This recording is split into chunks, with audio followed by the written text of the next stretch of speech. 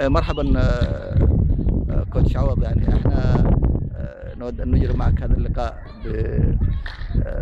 بخصوص هذه الدورة يعني، ونادي خلب الرياضي. كيف تمت هذه الدورة؟ كيف تم الإعداد لها؟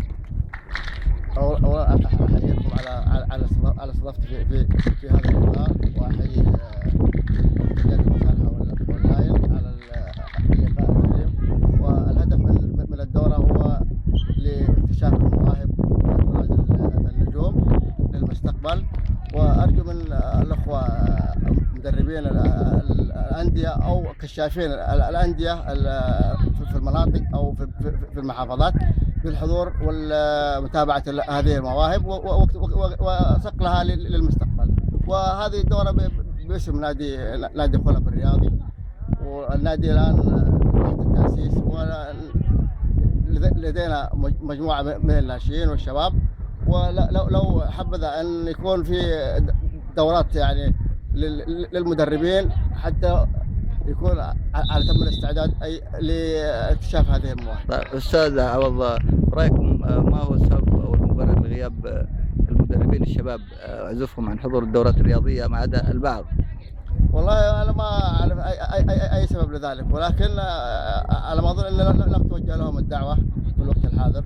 لكن أعتقد أنهم ليسوا بحاجة لتوجيه دعوات طالما أن الموضوع بخصوص نادي خلب الرياضي بالمسارح عامة.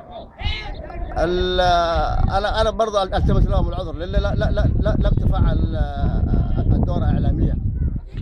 الدورة فعلت إعلاميا. عوض كحكم لم توجه له دعوة للمشاركة في تأسيس نادي خلب، لكنه متواجد على الرغم من ذلك. عوض كحكم ابن من أبناء المسارحة، وشخص باذل نفسه لهذه المواهب ولصقلها سواء بمقابل أو بدون مقابل. ولكن المدربين الآخرين أنا ما أظن توجهت لهم الدعوة الرسمية. لو توجهت لهم دعوة رسمية حيحضروا. طيب برأيك أستاذ عوض، هل من المتوقع أن نرى مهارات جديدة في هذه الدورة؟